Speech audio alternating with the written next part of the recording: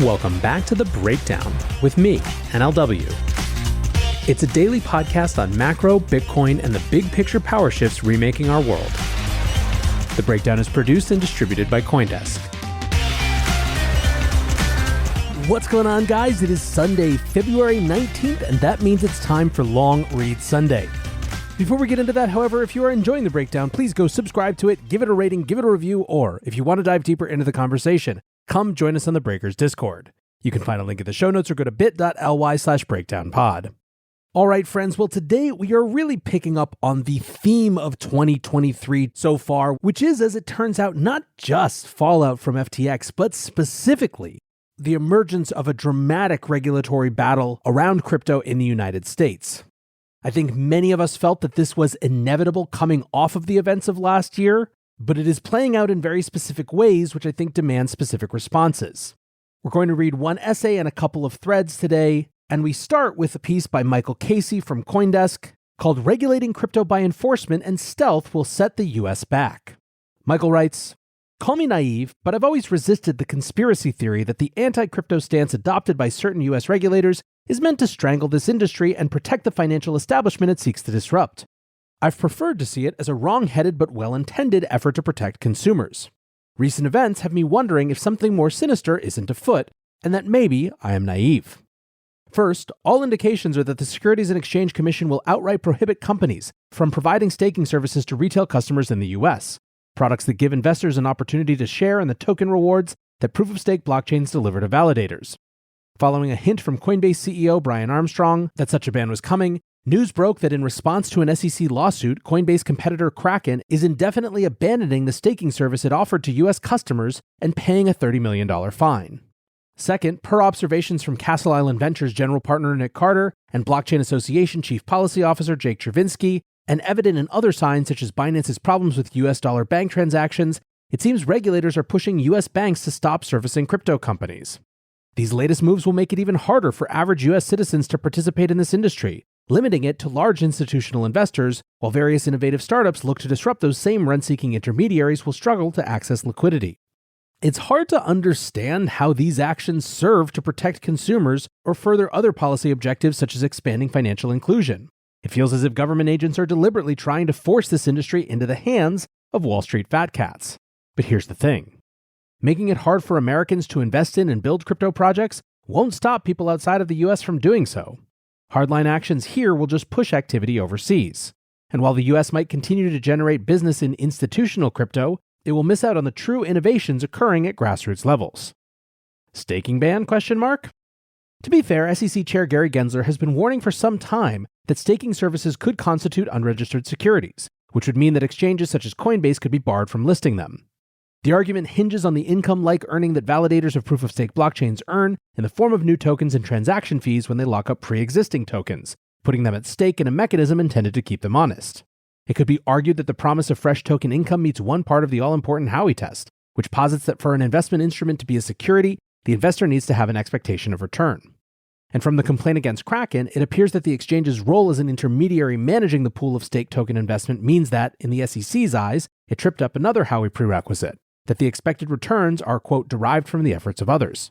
Fine, in a letter of the law sense, the SEC's backlash against staking may have some standing. But why do this now and in such a brutal way, shutting down a well-functioning program in the US without offering the company to get its program into an SEC-compliant structure? In a statement explaining her lone dissent on this action, SEC Commissioner Hester Peirce argued that the core problem is the overall inaction around creating a workable regulatory framework for crypto assets. She writes, "Whether one agrees with the Commission's Kraken analysis or not, the more fundamental question is whether SEC registration would have been possible. In the current climate, crypto-related offerings are not making it through the SEC's registration pipeline. An offering like the staking service at issue here raises a host of complicated questions, including whether the staking program as a whole would be registered, or whether each token staking program would be separately registered, and what the important disclosures would be and what the accounting implications would be for Kraken." End quote. The timing here may be related to Ethereum's development. It is less than 6 months since the second largest blockchain successfully migrated from proof of work to proof of stake in what became known as the merge, and comes just before the blockchain launches its Shanghai upgrade, which will allow holders of locked Ether tokens to unlock them. The action also comes just 1 month after the CFTC declared Ether to be a commodity, i.e. not a security, which suggests there may be a little turf war here. Determining the policy treatment of Ethereum is a key marker in the race to establish a regulatory standard for blockchains. More importantly, what is the greater purpose here? Securities laws exist to protect small investors, specifically unaccredited investors of lower income and wealth, who are deemed to be less sophisticated and more vulnerable to abuse by the founder of an investment project than wealthier individuals and institutions.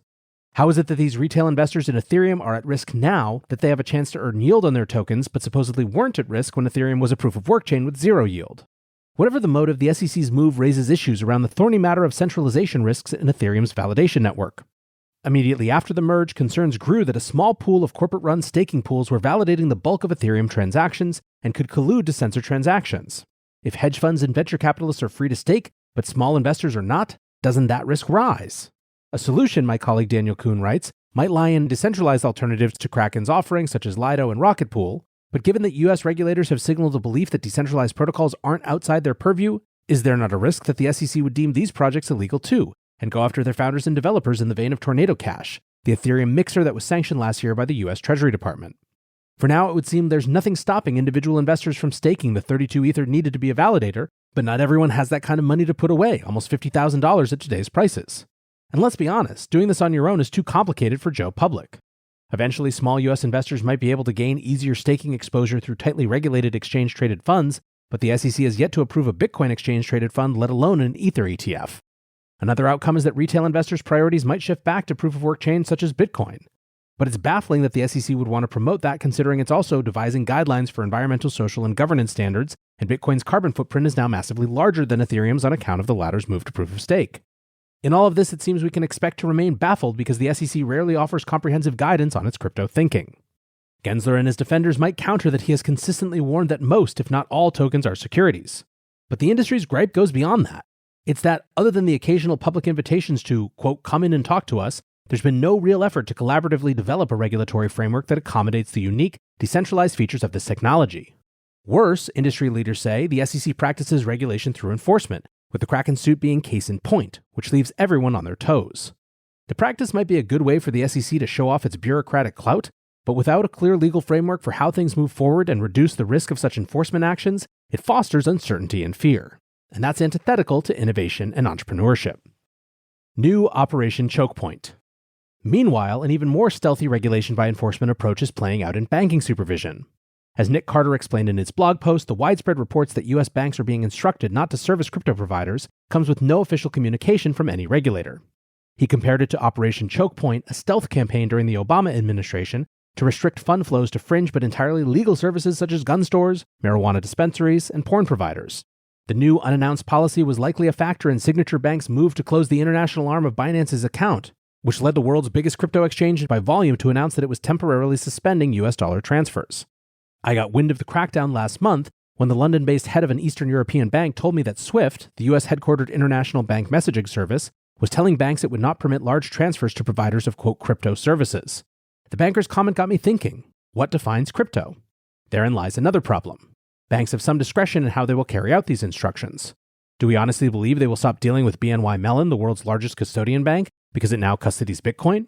Would Microsoft have its bank account shut off because it works on blockchain and metaverse projects? Legislative clarity.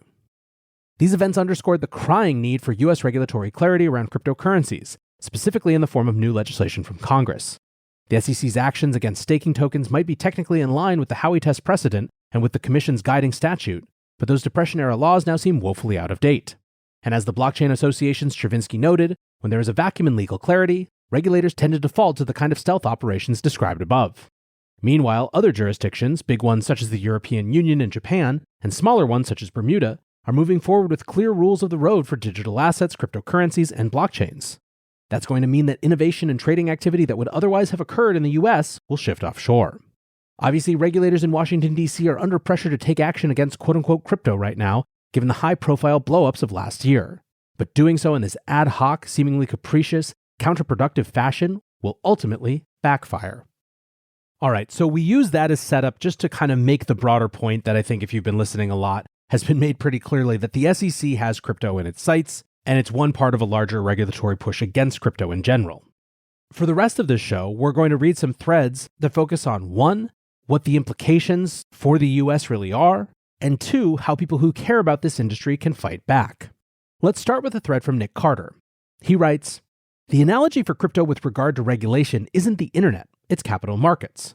It's not imagine if the US banned the internet, but rather, imagine if the US never developed a securities market. As a wealthy common law nation with stable property rights and no recent revolutions or civil war, the US is the greatest domicile for capital markets on the planet. 25% of global GDP, but a massive 46% of global public equity capitalization. Advantages from utter dominance in finance are incalculable. Near endless demand for treasuries, the US government can finance deficits almost indefinitely. Endless demand for US corporate-issued debt and equity, structurally lower cost of capital. Strategic value with US dollar sanctions. Crypto will exist regardless of what the Biden regime thinks and wants. Their choice? Onshore, more accountable, risks transparent, regulators have a seat at the table, accretive to US GDP, or offshore, unaccountable, shadow banked, outside of regulatory ambit, benefits UK, HK, UAE, etc. Thriving onshore stables like USDC, USDP, TUSD, onshore regulated, safe, transparent global extensions of the US dollar. Or empower USDT and other offshore issued stables, untransparent, unaccountable, unclear if accretive to US interests. So just imagine life without a market for public equity, government debt, fixed income. It's not pleasant. That's how the US is currently positioning itself in the crypto space. Pushing innovation offshore isn't a meme, it's happening. I think Nick is dead on to make this distinction between internet and capital markets analogies. I think it's a hugely important one, especially when it comes to the narrative side of this battle. And speaking of the battle, Ryan Sean Adams from Bankless wrote on Valentine's Day, "Okay, crypto, what's the best way to fight this rogue SEC?" Balaji Srinivasan, who by the way just started a new podcast that you should check out, responded saying, "You need a state to fight a state. US states like Wyoming, Tennessee, Mississippi, Montana are passing bills in support of DAOs and mining. Meanwhile, foreign states like El Salvador, Palau, UAE are recruiting crypto founders. Sanctuary states for innovation, inside and outside. There are 50 US states and 180 plus UN member countries in the world. Many of them will have a different take on crypto than DC or Beijing. So, write model legislation, get it passed, and build sanctuary states for technological innovation. The SEC does not regulate the world. The other part? We need to build a better financial regulator than the SEC.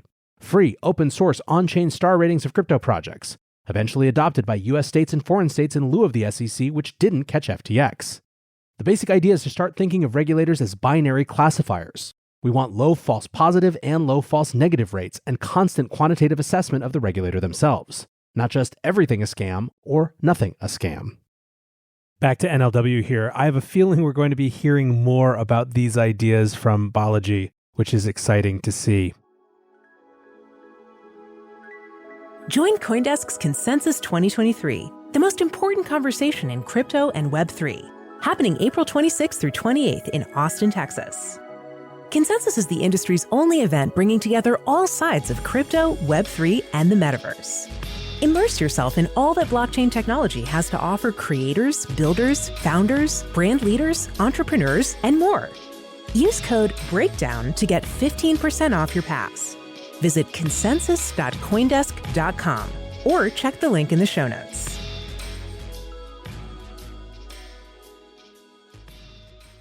I want to close with a longer thread by Jake Chervinsky. He's the Chief Policy Officer at the Blockchain Association and has over the last few years become one of the calmest, most reasoned legal voices in the crypto space. He wrote a long thread about what's happened and what we do next.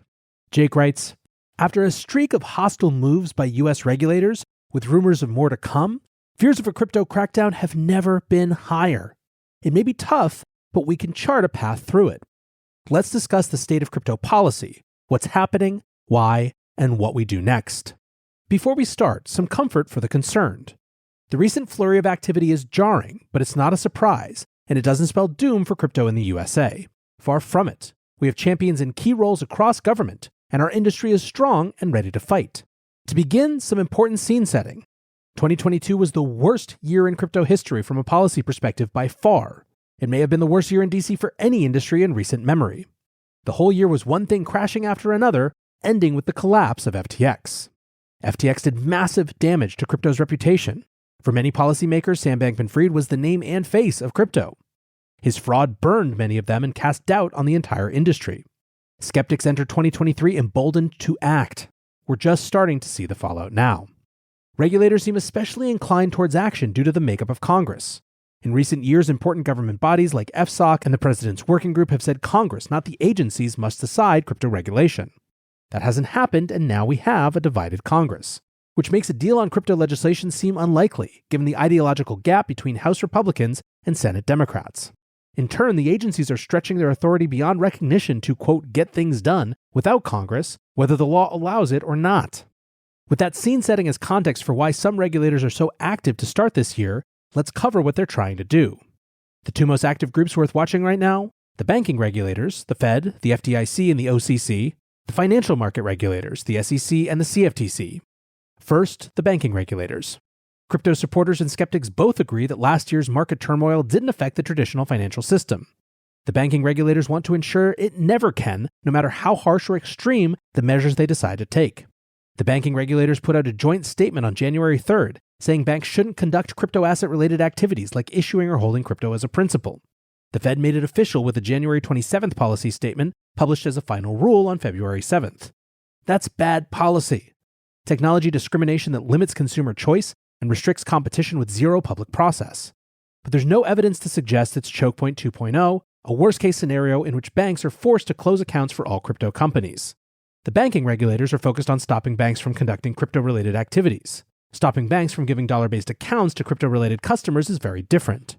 Could this change? Maybe, but doubtful. Choke point is far easier said than done. Second, the financial market regulators. The SEC has been crypto's chief antagonist for years. Its views consist of 2 points. Every asset with a market price is a security. Every commercial service is a securities transaction. I wish this were more of an exaggeration. The SEC's main tactic is regulation by enforcement, and it struck again last week by labeling Kraken's staking service a security. That's frustrating, but it doesn't change much for anyone else. Settlements aren't the law, and every set of facts is unique. Others will fight. No matter how many enforcement actions the SEC and CFTC bring, they are bound by legal reality. Neither has the authority to comprehensively regulate crypto, neither can obtain it through any amount of enforcement, and neither will ever have it without an act of Congress. So, what can we do to resist this current attack and advance good policy in the long term? I'll give you my top 5 priorities. First, we can participate in public process and make our voices heard. Regulators have to consider public comments before finalizing new rules, and well enough written comments can delay, change, or kill a bad rulemaking proposal. For example, last year we were all worried about the SEC's ATS rule, which still isn't final, maybe thanks to an aggressive comment campaign. Let's write a lot of sharp comments in 2023. Second, we can take the agencies to court if they fail to observe proper process, overstep their authority, or infringe constitutional rights. For example, will a court let the Fed adopt a quote-unquote final rule with no public process? Let's hold the agencies accountable to the law. Third, we can educate Congress. Only Congress can answer major questions like how crypto should be regulated. We still have champions there, but a lot of folks are skeptical now. Let's make sure everyone on the Hill understands what crypto has to offer and what's at stake. Fourth, we can help Congress do its job. Part of that job is legislation. We can bring Congress good ideas for laws that actually work for crypto. Another part is oversight. We can explain what the agencies are doing and why it's wrong, so Congress can hold them to account. Fifth, we can litigate. Policy is made in all 3 branches of government, and we've ignored the judiciary for too long. At the core of crypto is a fight for civil liberty, a fight that calls for impact litigation. Our best allies may be in the courts. Let's go find them. Back to NLW here, a great thread from Jake, I think all super on point. And I really just want to end by honing in on this 5th point, this litigation point. This is something that I noticed all the way back to last year, that crypto companies were increasingly getting more comfortable with the idea that in the absence of comprehensive crypto legislation, we might need to actually bring things to court as a matter of course. I think based on what we're seeing at the beginning of this year, that option is going to look more and more like one of the best, if not only, available to us in many situations. I think there's going to be many calls for alignment and coordination as we continue to fight in what appears to be a very difficult year. For now, I'll thank Jake, Balaji, Nick, Michael for their great pieces, you guys for listening, and until tomorrow, be safe and take care of each other. Peace.